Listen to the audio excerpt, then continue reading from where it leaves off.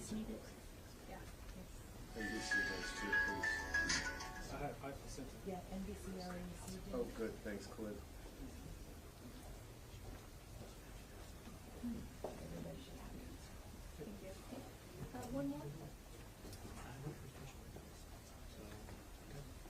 Would you send it to me so I can see it? Gina, sorry. Clint. Thanks. Thank you.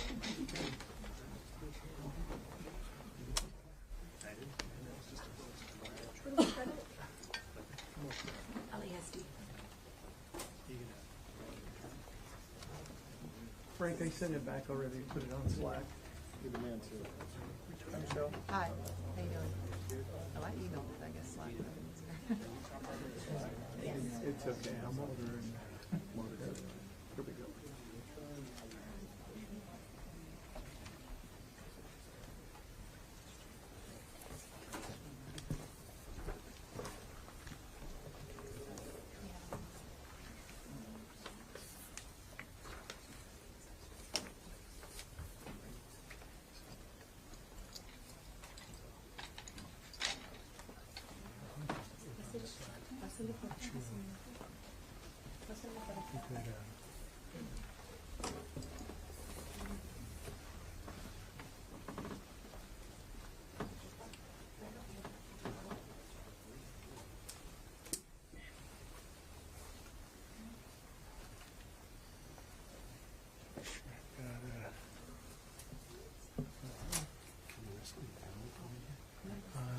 Yeah, ask them if they can sit right. Maria, can you bring the rest of the family right there? Oh, La Familia?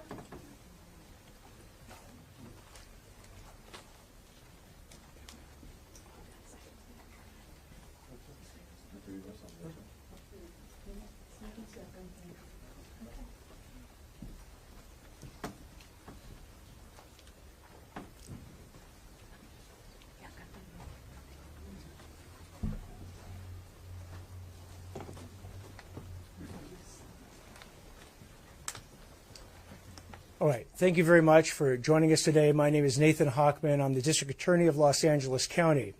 Up here with me, we're joined by Los Angeles Police Chief Jim McDonnell, Los Angeles County Sheriff Robert Luna. Also at the podium is FBI Special Agent in Charge Ted Dox, LAPD Assistant Chief Blake Chow, LAPD Deputy Chief Head of Detectives Alan Hamilton. From the District Attorney's Office, we had Head Deputy of Major Crimes Craig Holm, along with Deputy District Attorneys Paul Thompson and Nagin Mostadim. Also with me, directly to my left, are Oscar Omar Hernandez's sister, Alejandra Hernandez, his mother, Gladys Bautista, and Oscar's father, Oscar Daniel Hernandez. Today I am announcing the charge of murder with special circumstances against Mario Edgardo Garcia Aquino, who's 43 years old. Mr. Garcia Aquino murdered 13-year-old Oscar Omar Hernandez on March 28, 2025.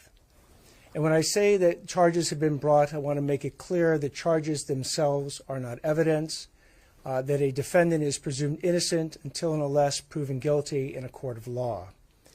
The charges allege that Mario Edgardo Garcia Aquino, on that date of March 28, 2025, murdered Omar Hernandez in Lancaster. Mr. Garcia Aquino was his soccer coach. And on that day, Omar Hernandez went up to Lancaster to see Mr. Garcia Aquino. 2 days later, he was reported missing.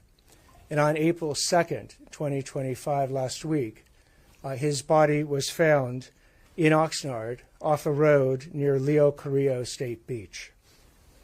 We have also announcing the charges, again, separate charges, against Mr.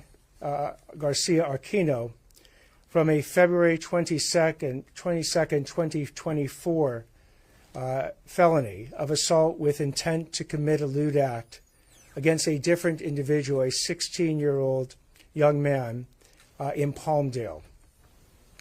Mr. Garcia Aquino faces at least life without the possibility of parole on the murder charge and 6 years in prison with respect to the felony count of assault with intent to commit a lewd act.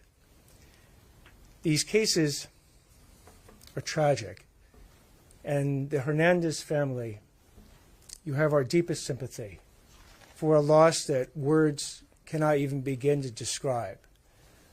Our role, though, is to bring justice to this family and to hold the person responsible for these brutal, heinous, unspeakable, unthinkable acts, hold them accountable, and prosecute and punish them to the full extent of the law. Now, as part of this investigation, we are asking that if there are any potential victims of Mr. Garcia Aquino, and they're out there, that we have put his picture out with our press release.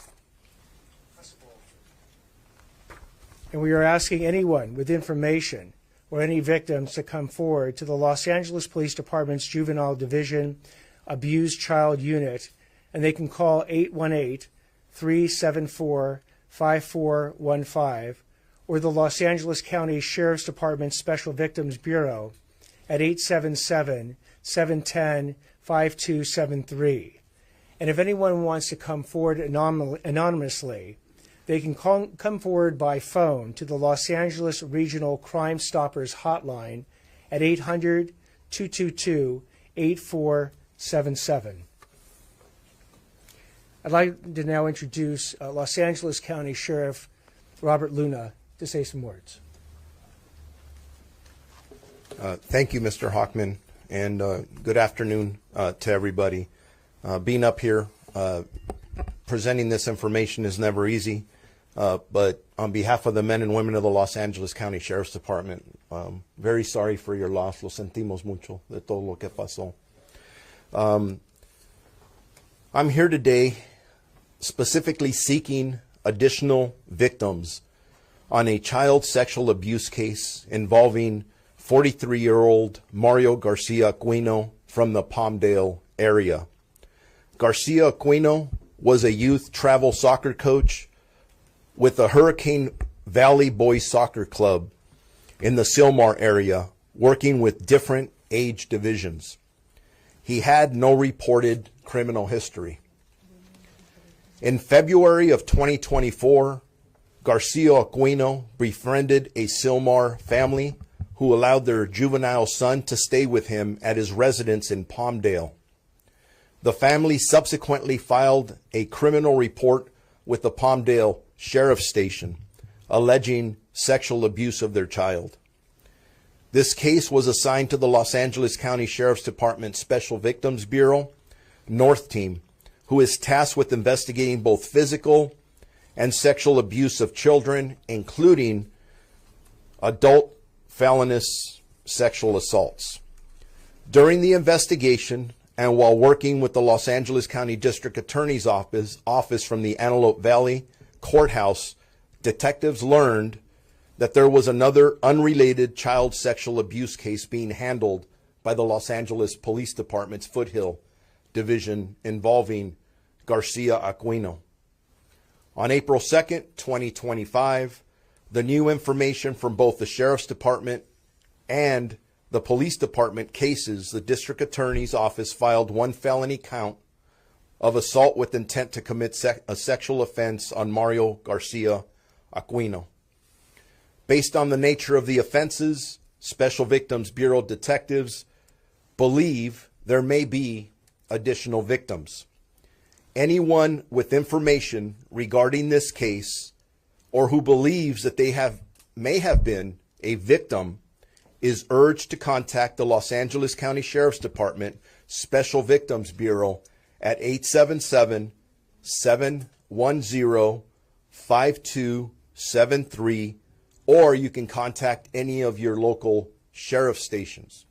I just want to make an additional comment to that because we're really urging anybody in the public once you see the photos of this individual, that if you may have been a victim, please come forward. I know it's not easy. I know it could be either embarrassing, you don't want to tell somebody, but it's very important that we bring justice not only to the family here to my left, but any families that may have been victimized by this. And I want to add an additional comment that if for some reason anybody fears coming forward, even as a youth or a family, because you may be here undocumented, we're not going to ask about that. Please, you need to come forward. We will assist you, whether it's our department, the Los Angeles Police Department, the LA County District Attorney's Office. Any of us are going to wrap our arms around you and make sure that you get the appropriate services, we guide you the right way, and we protect you as well. Thank you very much. Now I'd like to call up Los Angeles Police Department Chief Jim McDonald. Thank you very much, and good afternoon, and thank you for your continued attention and coverage on this deeply tragic case. Before I begin, I want to just take a moment to acknowledge the profound loss endured by the family of Oscar Omar Hernandez. On behalf of the Los Angeles Police Department, I extend our deepest condolences. And while no words can lessen their grief, please know that we're fully committed to pursuing justice for their son. I'd also like to extend my appreciation to our partners whose combined efforts led to today's charges. Thank you to the District Attorney, the FBI, Los Angeles County Sheriff's Department, the Ventura County Sheriff's Department, and the Ventura County Coroner for the help that they provided. I also want to particularly thank LAPD's Robbery Homicide Division and LAPD's Major Crimes Division for the time, patience, and expertise that they dedicated to this case. While we all hoped for a different outcome, their hard work has helped ensure that this dangerous individual is no longer a threat to the public. When this was a missing persons case that RHD picked up and put everything they had into it, brought in Major Crimes, and the resources with all of our partners here left no stone unturned. And so I'm thankful for the collaboration that we see here and the ability we have to be able to mobilize on a case like this that is so tragic, and to be able to get some level of closure. And as Sheriff Luna mentioned, I share the same sentiments. If anybody is a victim out there, please come forward. There are no obstacles, and we will treat it as sensitively as it needs to be treated, but justice should be served in this. So I won't go into the details of the case. That's already been talked over here, but any questions you have, I'll kick it back to the District Attorney. Thank you all. So we will now take, myself, Sheriff Luna, and Chief McDonald will now take questions. After we're done taking questions, Maria Ramirez, where are you? Over there. For the Spanish media, Maria Ramirez will then give a brief overview of what we've been doing and then takes questions in Spanish as well. District Attorney, before we begin, will the family say anything? Not at this press conference. Luz Delia Caballero with CBS KCAL. Question for Sheriff Luna or yourself. Specifically for that assault charge back in February of 2024, did it happen in February of 2024, or was it initially reported in February of 2024? The date at which it happened, as the charges reflect, is February 22nd, 2024, and that's in Palmdale. What can you tell us about the circumstances surrounding the arrest? Was there cooperation? Where did it happen? The arrest, again, with respect to how the individual was arrested so quickly, in some respects, after the March 28th murder, those investigative techniques will be discussed in the appropriate court when we present the additional evidence that shows that Mr. Garcia-Aquino committed this murder, as well as the additional acts of which he's That is home, though, District Attorney. Where was he arrested? Where is he taken into custody? I believe it. I'll check, if I might, with Chief Hamilton. Good afternoon. Alan Hamilton, Chief of Detectives, LAPD. He was taken into custody in the city of Los Angeles, and he was then subsequently transferred to the custody of the Sheriff's Department. Was he at work, Alan? He was not at work. When it comes to talking about additional victims, do those additional victims include perhaps missing children who you fear may have met a similar demise?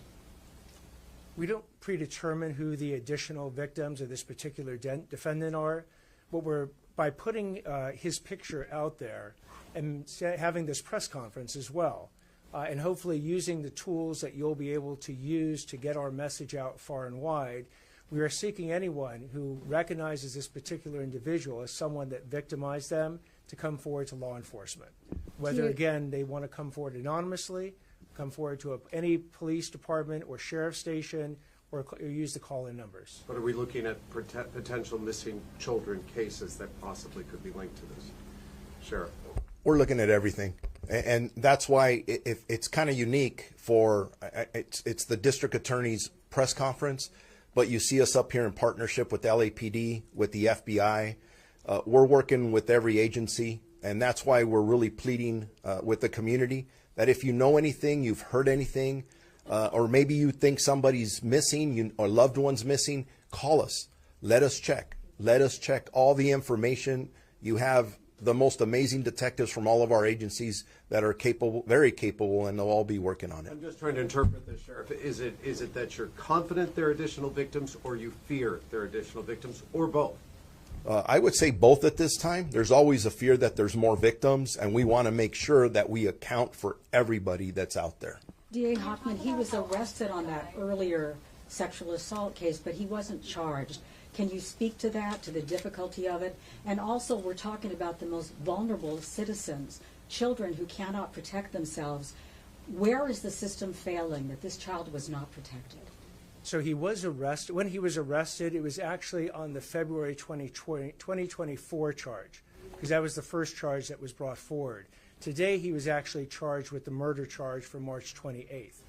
So again, as far as dealing with the most vulnerable victims, we agree with you. Part of the reason for this press conference is to get the message out to the victims and even their families that if they have been victimized by this particular individual, Mr. Garcia Aquino, to come forward in order to bring justice to not just the Hernandez family, but to every family that has been victimized by this individual. But if he had been arrested on that earlier alleged offense, he wouldn't have been on the streets, and he certainly would not be working as a coach. In order to develop the evidence for any particular offense, as we will be providing in court, it doesn't happen overnight.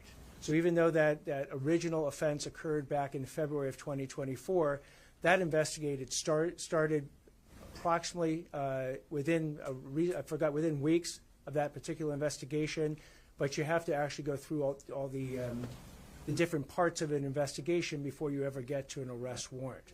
You know, we want, in every single case, we want justice to be as speedy as possible, but we got to get it right. And we have to make sure that at the time we end up charging someone, we have the evidence to prove it.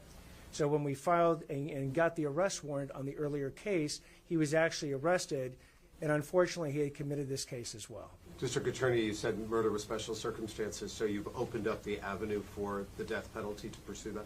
So yes, the death penalty is eligible. He is eligible under a murder with special circumstances charge for either life without the possibility of parole or the death penalty.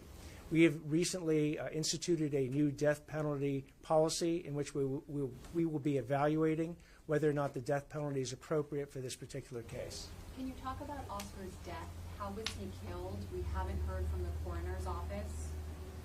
I think I can speak to that. We haven't heard from the coroner's office. At the point at which that information becomes public, we will certainly share it with the public. But we don't have the actual details of how he was killed at this exact moment, nor do we have all the reports that will come in when the coroner produces his or her reports. Are you able to offer more details as to how you found the body? Not at this time. There certain investigative techniques were used to both find the body and find the murder of Omar Hernandez within days. Those investigative techniques and the evidence that came from them will be shared in court at the appropriate time. The suspect and the victim, both minorities. Does that make your job more difficult because certain people can sort of exist in the shadows? Can you speak to that? Sheriff, do you want to speak to that one? This is specifically why I mentioned the fact that if somebody is afraid to come forward because they're afraid of what may happen to them because they may be undocumented, that needs to go away. Here, no matter what your documentation status is, we have a young man that was killed, murdered. That matters. And it should matter to everyone else out there. And that's why we're urging the public, whether we fear of it or we think there's other victims, whatever the circumstances may be, whether you speak the language or you don't, I don't care where you come from, please come forward, let us know right away. But you do ask a good question because people are afraid. And that's why we're out here, we're embracing this and saying, please come forward. We will assist you. We will bring people forward that speak the language, the right services, so we embrace it. Thank you very much. All right, thank you very much. Now, Maria Ramirez, we'll all excuse ourselves this way, and then Maria Ramirez, if you want to Do come. we have a court appearance, District Attorney? I'm sorry? Do we have a court appearance? Tomorrow in Department 30 should be the arraignment. Time? You know? Unclear as to when. It'll either be a morning calendar or an afternoon calendar. Thank you. And we can I'll go ahead and take questions in Spanish if anybody is interested. proceed. You can have, Pásenle para acá. Yeah, we should stand okay, by. please stand by. Does anyone have any questions in Spanish? 4.5 minutes, Sue. No? Oh, that makes it Okay. easy. All right. All right, Okay, thank thank you you. all very much. Oh.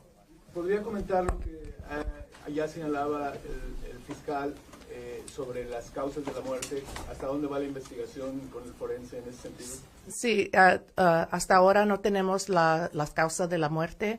Estamos esperando la información del examen médico. Entonces, cuando esa información sea pública, lo vamos a compartir con ustedes, pero hasta ahora no tenemos todos los detalles sobre eso.